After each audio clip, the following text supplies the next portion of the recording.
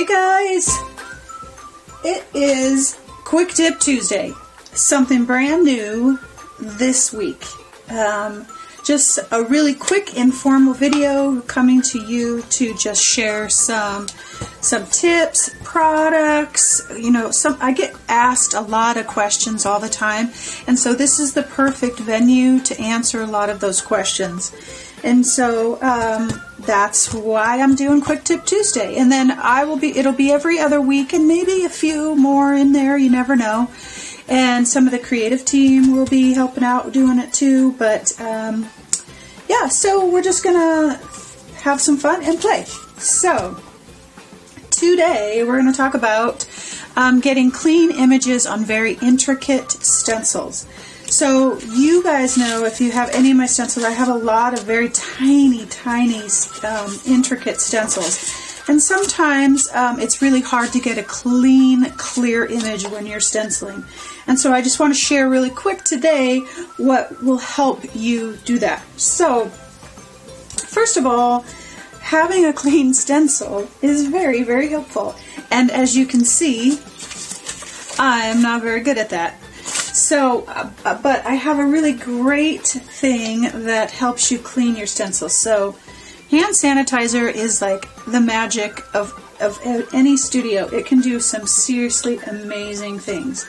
So I'm just squeezing out some hand sanitizer here on a makeup sponge.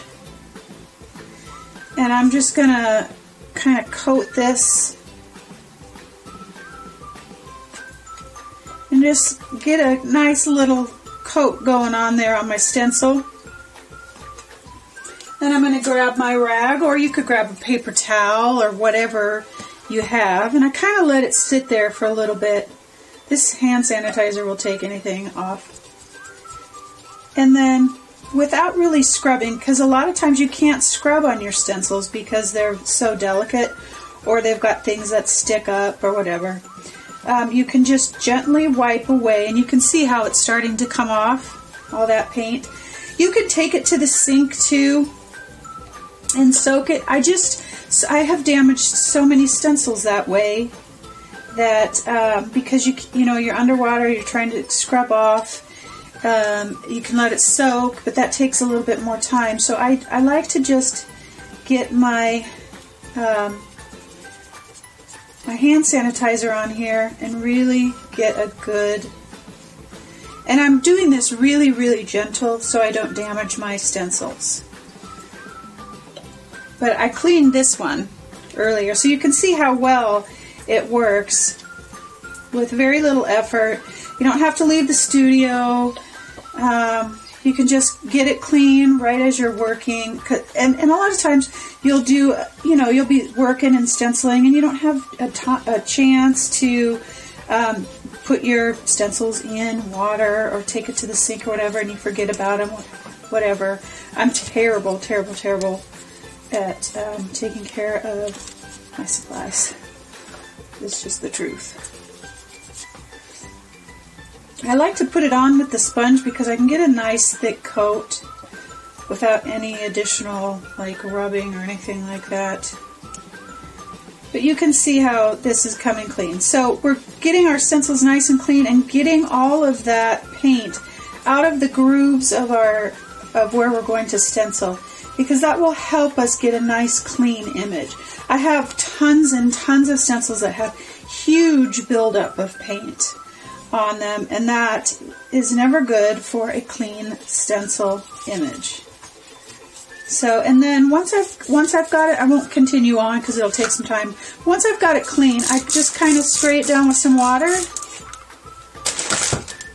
to get any, residual stuff off.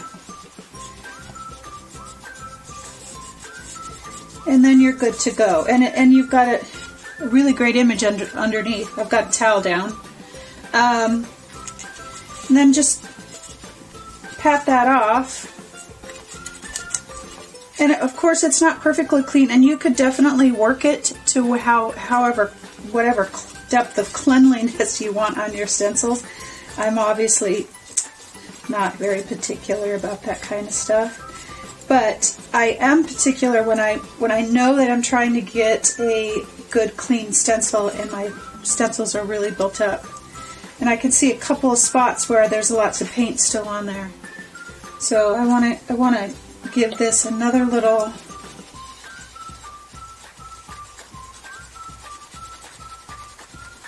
there we go. It definitely helps when you get all of that grungy stuff off. And you can do this nice and gently, get it nice and clean. You can still see how much is coming off there. That looks pretty good. Yes, yes, yes, and yes. So let's just grab, let me make sure I got, so the surface of what you're stenciling on really does make a difference as to how clean and neat it comes out. So I'm going to show you, this is just a regular piece of paper. It has not been gessoed or anything like that. Just regular old paper underneath here. And I'm going to grab some paint here really quick. The thicker the paint that you work with, the better. So I use Liquitex gesso or say heavy body paints often. So it just depends too. If I'm working on a background, and I don't really care if the lines are clean, I'll use anything. I'll use fluid acrylics or whatever. And as I've always said, with any stenciling, delicate or not delicate, less is more. So you'll see me dip my makeup sponge in and then pounce it off. And then you just have to be persistent, pouncing.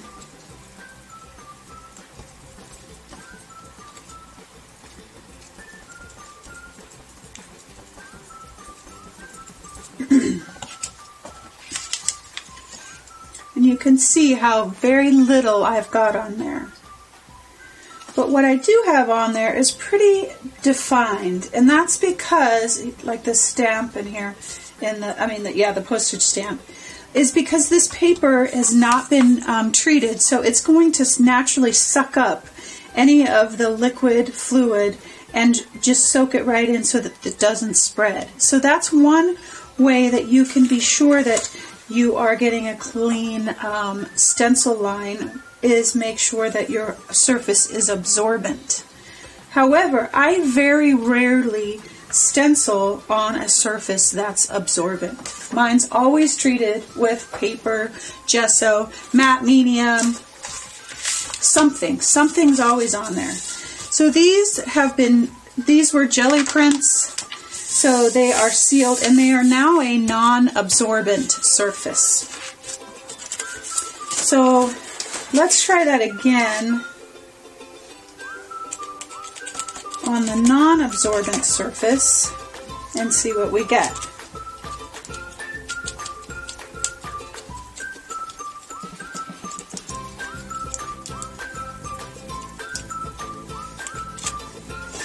And less is more, and we're pouncing, we're being patient. I want to do about the same amount that I did before.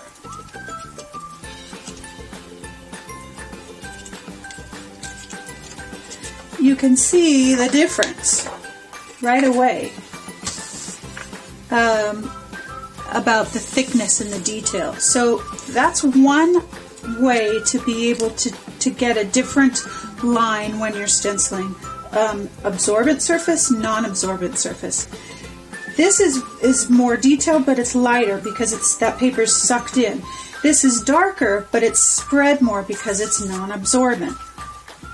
So I found a way to kind of even the two out here when I am really working on the detail of this piece. So this is a postcard, and if I really wanted it to be super detailed and defined, I'm going to set my paint aside and I'm going to grab my archival ink pad here, and I'm again going to grab a makeup brush, and I'm just rubbing my makeup brush right onto my stamp pad, and I'm getting it nice and loaded. And this is an older stamp pad, so I got to kind of rub it. When your stamp pad's new and juicy, it doesn't take as long. So what I want to do too is I want to make sure that this is,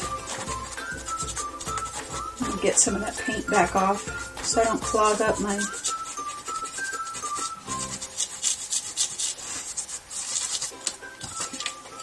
okay. So now with my ink, it's a totally different feeling. So I am not really pouncing.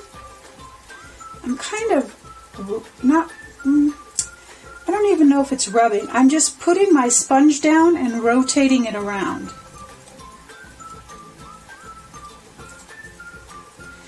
And this works so well, and I'll show you in color.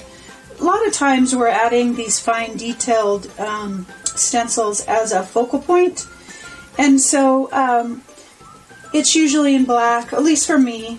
But you can do them in color too, and I'll do a color one here in a minute, just so that you can see. And I like to leave my hand in place and lift up the corner to see how detailed I'm getting, and if I need to apply more pressure. And so I'm not getting any bleed out with my archival ink, and I'm working on a non-porous surface.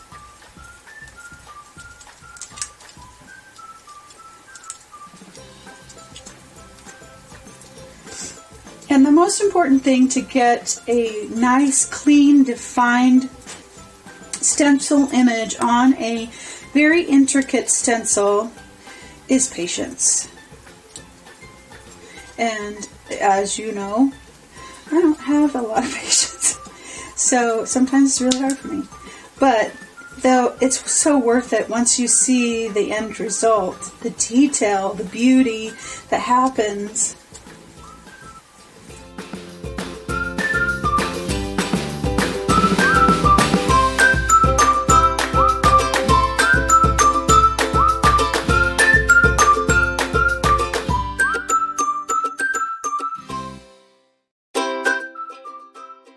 And there you have it.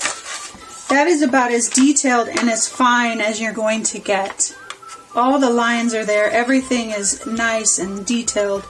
And this is a non-porous surface, and it works the same way with the archival ink as a porous surface. So let's try it on the porous surface, and you can see that as well. It doesn't work as well, because again, it's soaking in that ink, and it might take a little bit more time.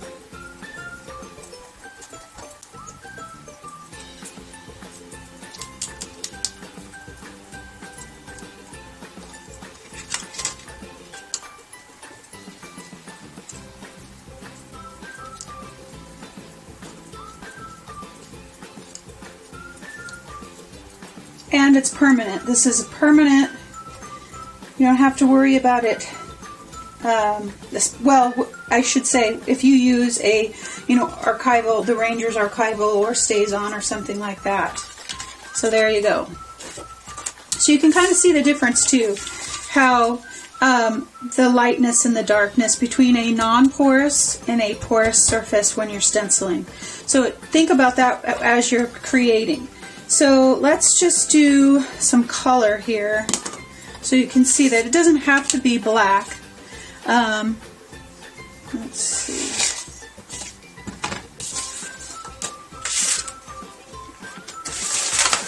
I'll do another non-porous and then the porous surface.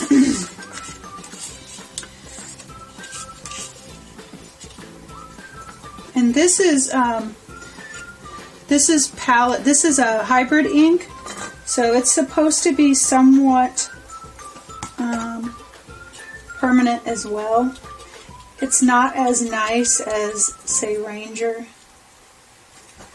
And these are older too, so I don't use a lot of colored stamps. I have a couple of Tim Holtz. I should probably break those out and try those.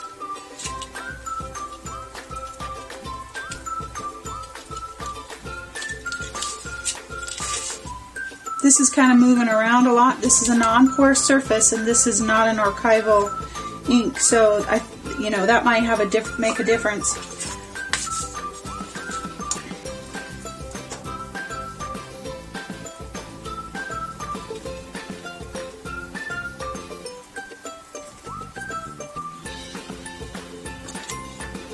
Oh, beautiful. The detail is fantastic.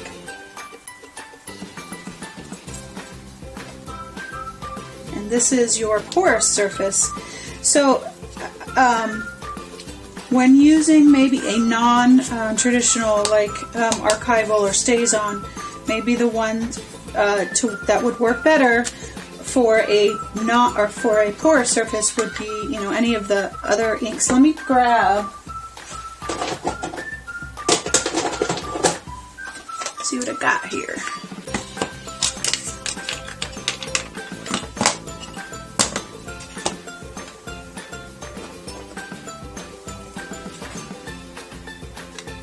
Any of the non-permanent inks are, I think, always better on a non-porous surface. Let's grab a different stencil. You can see.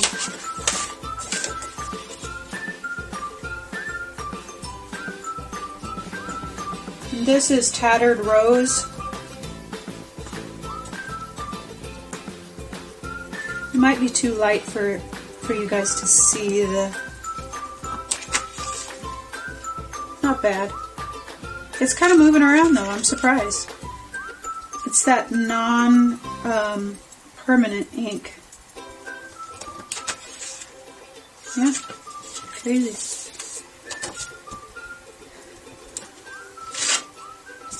Alright, I definitely don't like I don't like stenciling with the distress ink.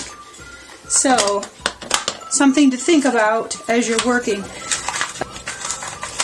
So, there are tons of different archival or StazOn ink pads that you can get in color or whatever that'll work much better than I believe that these or the distress inks would work. They